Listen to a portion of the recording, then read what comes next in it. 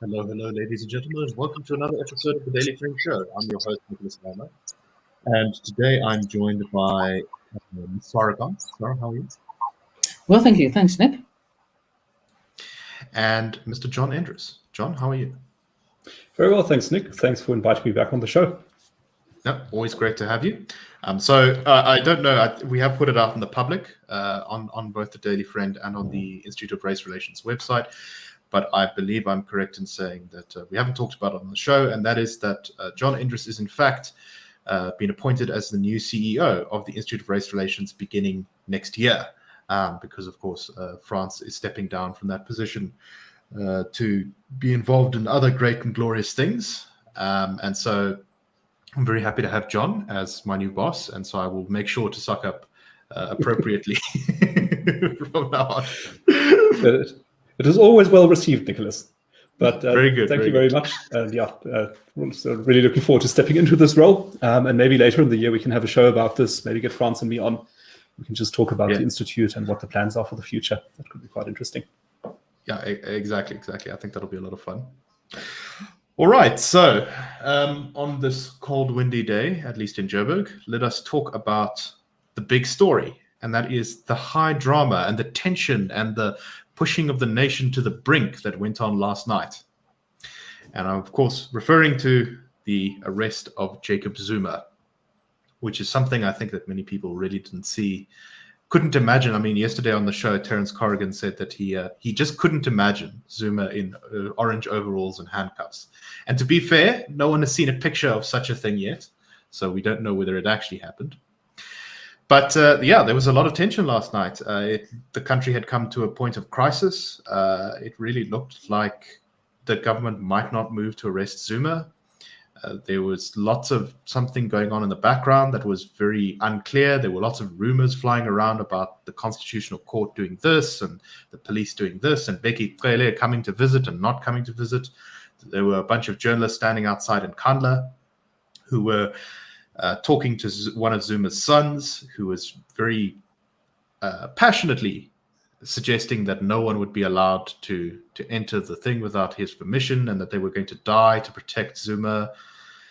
There were rumors that a big police convoy with lots of armored trucks were going towards Nkandla, and it was all getting very tense. And as midnight approached, which was, of course, the deadline for the police to act on the Constitutional Court order,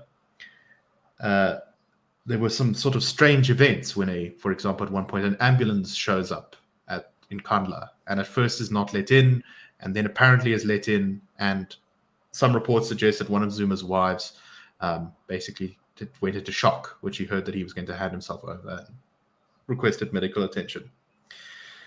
But hand himself over Zuma did, which is, I think, the one thing I certainly did not expect would happen. I really thought he would dig his heels in.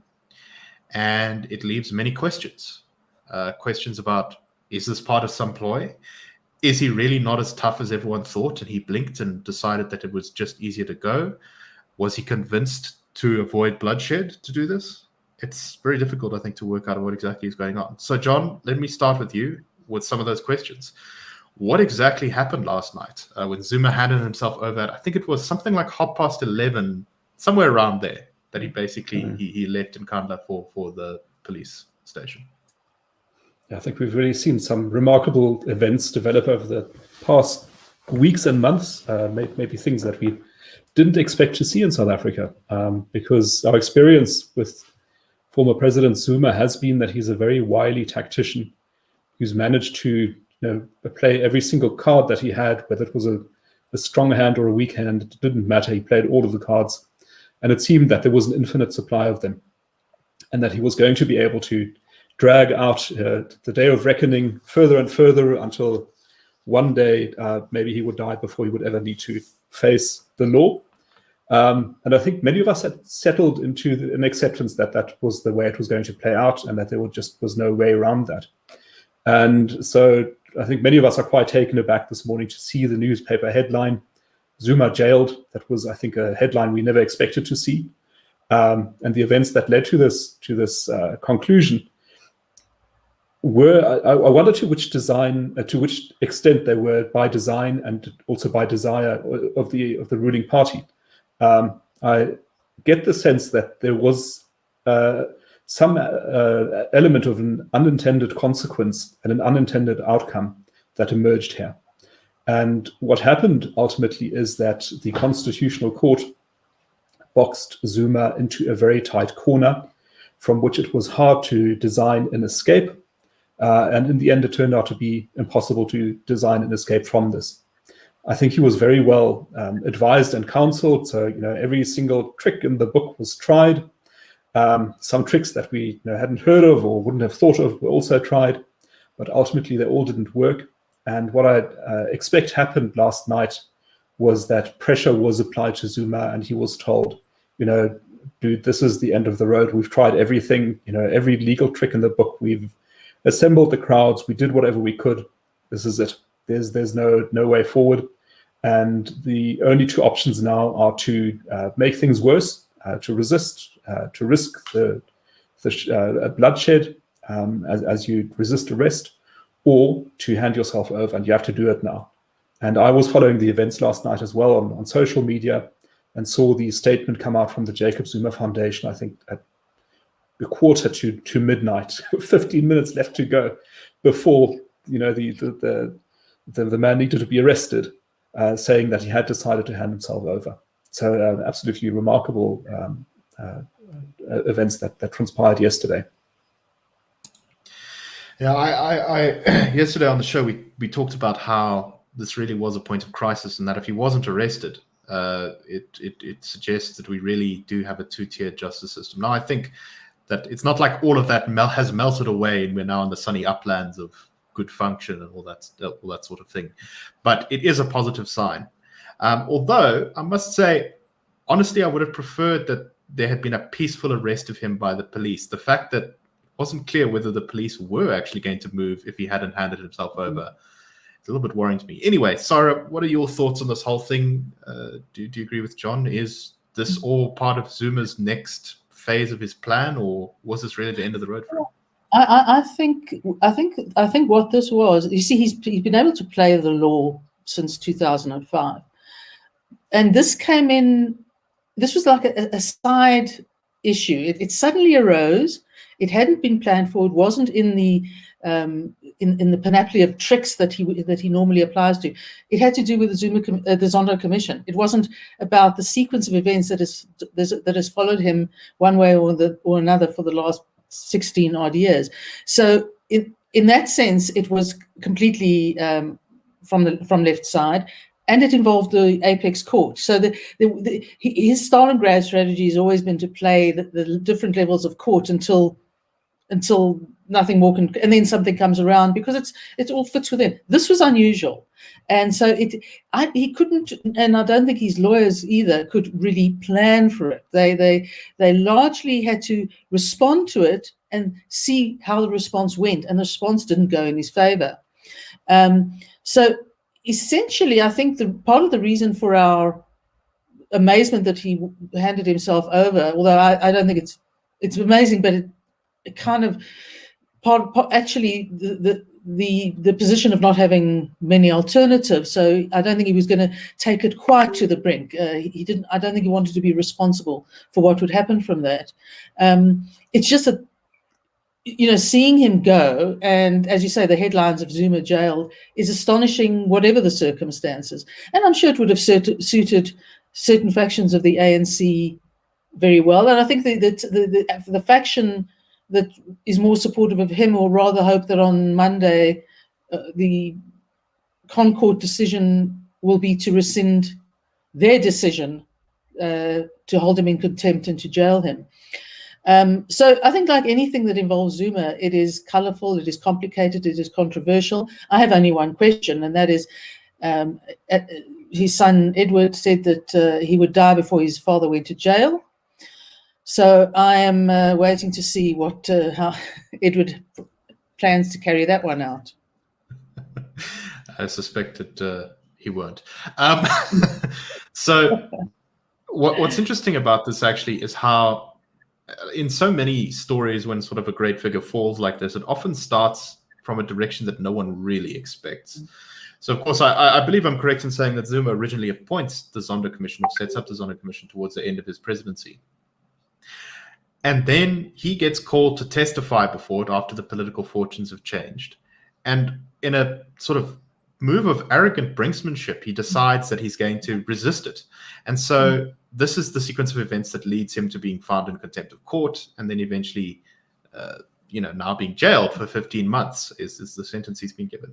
But what's so strange is that, he was able to avoid for years and years and years these allegations and of charges of corruption and racketeering and all these things. And it was this that got him behind bars. Very strange. John, do you have anything to make of that? Yeah, it reminds one of Al Capone, the gangster in the United States in the 1920s and 30s, I think, who the police couldn't pin anything on, even though he was responsible for an enormous number of crimes, who ultimately got jailed for tax fraud or tax evasion. And this smacks a little bit of that. The far more serious crimes, just can't pin them on the guy, can't get him to be held accountable for that, but you get him on a lesser charge. But what I also think is that the reason Zuma handed himself over ultimately was because he likes doing things on his own terms. And I think this was a way of, in a very minor way, asserting his agency and saying, I'm not going to be carried out of here. I'm not going to be manacled, handcuffed, and escorted out. I'm going on my own terms. I'm going in my own car. I'll present myself. So I think that was still an assertion of independence, even at that very late hour. What I also wonder about, though, so one thing is that I don't think this is the end of the road overall. So this is sort of one further step along the chain, one that didn't go Zuma's way. But there are still many, many other steps along that road. And I think, that 15-month jail sentence, I don't think will be served, at least not the entire sentence. I'm sure there will be either parole or medical parole or ameliorating circumstances that will reduce that. And of course, there are the other criminal trials still underway. So he's not out of the woods yet. But this I think, was interesting because it was a sort of big misstep in the sense that this was not the outcome he had anticipated from appointing the Zondo Commission and from standing up to it, once again asserting himself, asserting his agency. That didn't work out in this case. Exactly. So the next question I have for you, for both of you actually, is, and let me start with you again, John. What does this mean for Ramaphosa? He's been very quiet and sort of absent during this great constitutional crisis. And he is Ramaphoria going to return? In fact, there's a reading on this that you could say that this is, in fact, in some ways a negative development because nothing will change in terms of policy and governance and the influence of corruption. And yet there's going to be this huge groundswell of enthusiasm and support for Ramaphosa's government saying, look, we finally jailed the super corrupt president of previous years. What's your take on what comes next for the president? I think it's really hard to read. I do detect, in as much as one can detect such things, signs of tension within the ruling party. In the sense, for example, that both Minister Sisulu and Jesse Duarte, I think, came out quite strongly in support of former President Zuma, which might indicate mixed allegiances with President Ramaphosa. But President Ramaphosa has also been very careful, I think, in the past not to be critical of President Zuma. And so he's certainly trying to cover the cracks and smooth everything out and pretend that everything is okay. But I could imagine that there are rumblings within the party and that there's great dissatisfaction and unhappiness about the fact that Mr. Zuma has now finally gone to jail. How that will play out in the public sphere and in the minds of the electorate, I don't see Mr. Ramaphosa getting that much of a boost from it. I think the likelihood is greater that he will be tainted. Zuma going to jail taints the ANC, it taints the Ramaphosa administration as well. So I don't think there are that many positives for the ANC coming out of this.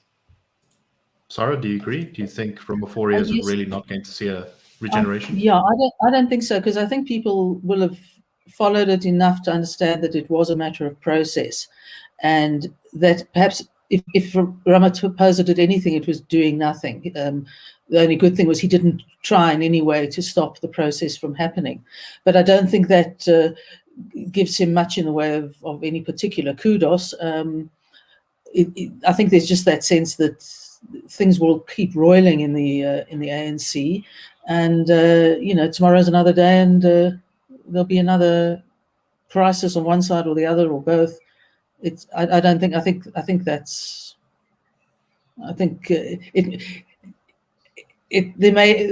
people may want it to be more in that respect than it is. The symbolism of it is different. I must say that this was very classic Ramaphosa. Massive problem comes up, lots of difficult questions, not clear what he should be doing from his perspective. I mean, we know what he should be doing, but from his perspective, he's probably not as clear. And he just disappears. He vanishes into the woodwork. And this is not the first time that's happened. My father was telling me yesterday about incidents that were very similar, with very exciting strikes that happened, I think, in the 90s when Ramaphosa worked for the National Union of Mine Workers. And he also performed similar disappearing acts. So I think that will hurt his ability to claim kudos from this, is that he just has vanished as though he was never in existence. Anyway. So yes, this is, I think, going to have some fallout for the next while, and we're really going to see how important Jacob Zuma was to the ANC. And of course, what his next move is, because I think I agree with you both that he's definitely got some. He's definitely going to try some other things because he's not out of the woods. All right, let us move on to our next story for today. Let me just find in my notes here. Yes, so opponents of us often talk about. So we often have raised the issue on this show and in the work of the IRR and in our writings on the dailyfriend.co.za that the ANC is very much guided by the principles of the National Democratic Revolution, and that they are far more socialist than many of their than many people, especially overseas and also in the sort of elite media, seem to think. And we're often accused of scaremongering. Oh, this is all old documents from the ANC. The ANC doesn't really commit itself seriously to these things. It's all lip service. Well, for lip service, there's quite a lot of it going on, because Ramaphosa recently has challenged the South African Communist Party to advance the agenda of socialism. He was talking to them recently at the 100th year of the South African Communist Party's existence in a virtual rally. And he says that in its role played by ANC allies like the SACP that saw the country emerge from the oppression of apartheid, and that he said the SACP has throughout its history remained a dependable ally, not only of our liberation movement, but of the oppressed and exploited masses in South Africa. It's been a forefront of struggle against racism and capitalist exploitation, understanding tough relationships between race and class in South Africa. And he basically went on to say that, we should all go full guns blazing on socialism. And if you looked at Ramaphosa's policies, you would not be terribly surprised to see that this lines up very neatly with expropriation without compensation and many other policy drives. John, your thoughts on this? Well, I thought there was something quite deliciously incongruous in seeing a multi-billionaire in a tailored suit speaking to the South African Communist Party and encouraging them to advance the cause of socialism. Because, under a socialist system, probably he would not be where he is in terms of his wealth. As a member of the elite, he probably would be quite wealthy, but not as wealthy as he's now, and also not with access to as many goods and services as he has now. So that's the one thing. And the other thing is, of course, where did his wealth come from? It doesn't have its origins in socialism. It has its origins in capitalism. And so for him to stand there and sort of encourage wealth-destroying policies and ideas is just quite incredible. But it is, I think, not unusual in the sense that I think the ANC doesn't always preach socialism. It forgets to do so sometimes, and then sometimes it remembers and it says, oh yes, that's right, for socialism, let's go back to those ideas. And the problem is, of course, that whenever they're faced with challenges or problems like unemployment, the default response is to go back to socialism, to socialist ideas. And that is where we see the policy thrust coming from that we are observing in the public sphere, as we have been doing for many years. that seems to be gaining steam now, which is to centralize power even further in the hands of the state, to promote state intervention in the economy, to develop master plans, to coordinate the economy, to discourage imports and promote exports. So it is quite a statist policy, and I do think that the guiding philosophy, quite undoubtedly, is socialist in origin, and it is sometimes refreshing to see it so explicitly stated, as it was over the weekend by Mr. Ramaphosa. So, Sara, I think one of the more outrageous things that he said in this was he implied that the reason that we had the COVID-19 pandemic was capitalism. In the quote here on the SABC from his address, he said, "The social, political, and economic conditions that make this pandemic possible are precisely the conditions that the South African Communist Party has dedicated its existence to overcoming." What do you make of that? Oh, I think that's quite funny. Yes, it's probably very much a result of a leak from a lab at capitalist autocratic People's Republic of China, for which he had very, very warm words earlier this week. So the man is nothing if not a complete hypocrite. But the social, I mean, I've pointed out over a number of years that he is a socialist, that his wealth was garnered by acting on behalf of the ANC. It was about essentially taking the capitalist sector for a ride, which made him very wealthy, which certainly for a time made the ANC wealthy.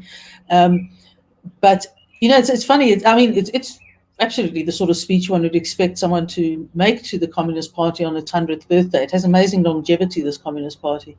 But, the speech could have been written, barring a few facts, could have been written in 1952. I'm still waiting for the myriad of examples of capitalist exploitation that are destroying this country left, right, and center. So it's such a cliche. It would be funny if it weren't so serious. It also brings to mind, well, why does the SACP have to do much? Because the ANC is doing it anyway, and they are completely intertwined and interlinked. And so it's really classical socialist sort of bravado that goes with the occasion. I have some doubt about the actual existence of two factions in the ANC, other than there's the pro-Zuma faction and there's maybe the pro-Ramaphosa faction, because when it comes to rapid economic transformation, which is supposed to be related to the pro-Zuma faction, we are rapidly economically transforming through all these socialist policies that are just hitting the deck very, very quickly. And nothing has happened more quickly than since Ramaphosa himself came to power. And he's avowed that he's a socialist, so it was the right occasion to say what he actually really feels. Indeed. And I just wish that foreign commentators and elite commentators would take these pronouncements, take what the ANC says about itself a little bit more seriously than just sort of assuming that it's lying about itself. John, any final thoughts on this topic? Yeah, I think what is also worth pointing out is how conspicuous by their absence are any comments by Mr. Ramaphosa in support of capitalism. So when our detractors say that this is all just rhetoric and it's actually not really guiding principle, well, if that's the case, then where are the strong statements to business society saying capitalism, free markets are really what we need in order to lift people out of poverty? And we're not hearing very much on that, and I think that is quite telling. Sorry, can I just add there that in sort of looking for statements, somehow when it comes to working with businessmen and calling for investment, there's never, as John says, there's never that endorsement of capitalism as the means to get people out of poverty. Never seen it. But if you look carefully, there are speeches where he said very clearly that he is a socialist. And I think, take the man at his word. Indeed. So let us move on to our final story for today, and that is the National Youth Development Agency. So I will not begrudge any of our listeners or watchers if they don't know what this organization is, but it is a government organization which is supposed to, develop the youth with skills and training and all that sort of thing. But it doesn't really seem to make the news much, except when it has arguments over who is in charge. So, of course, this has been the most recent thing. Parliament has recommended more names to be considered for the National Youth Development Agency board. And the main thrust here was that the board, it needs to be more diverse and inclusive. In this case, specifically on the axis of gender, with chairperson, the chairperson of the National Youth Development Agency saying, this time it must be dominated by females, unlike in previous years whereby it was dominated by males. But remember, our wish is that the National Youth Development Agency is chaired by a female. Sara, what is the point of the National Youth Development Agency? I mean, allegedly it's about skills development, but that doesn't really seem to be very good at it. Well, it doesn't. I mean, it's either fights over who's in charge, or fights over who's lost the money, or where the money's gone, or which money's been overspent. I take the view that there's absolutely no need for a National Youth Development Agency. You know, you often get this thing of we must pay more attention to the youth. They have fresh ideas.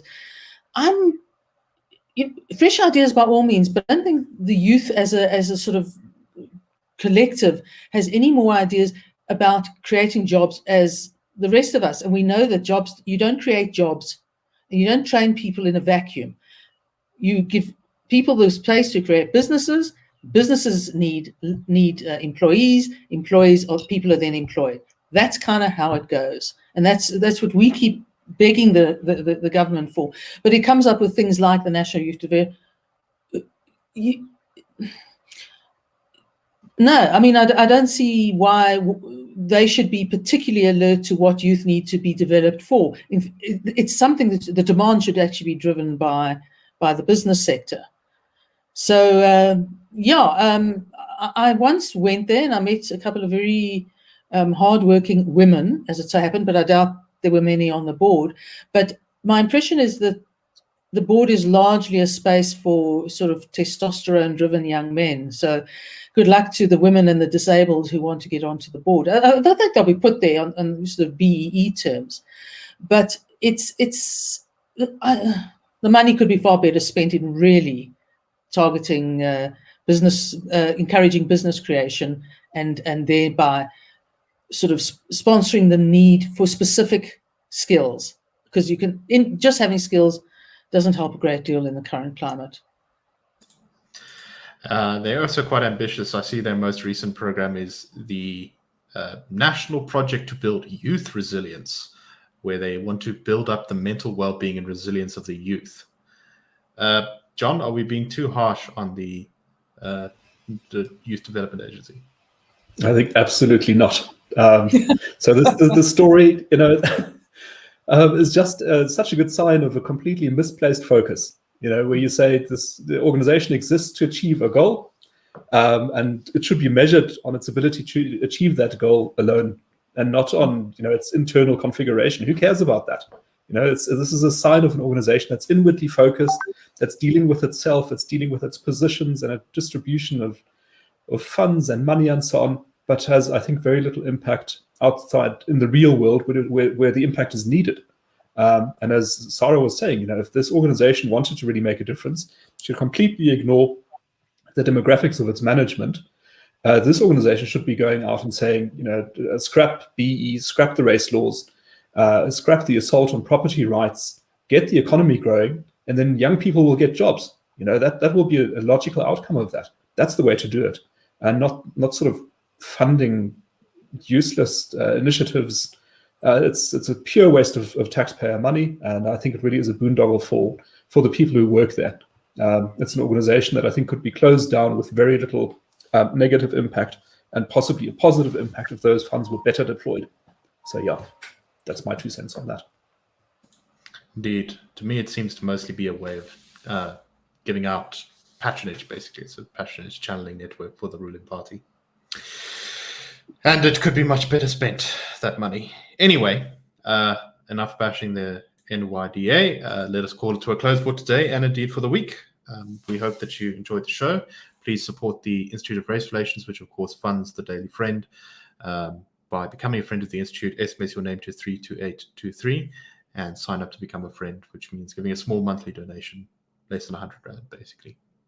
Anyway, thanks very much. We hope you have a wonderful weekend, and we will see you next week for the Daily Friend Show. Cheers, everyone.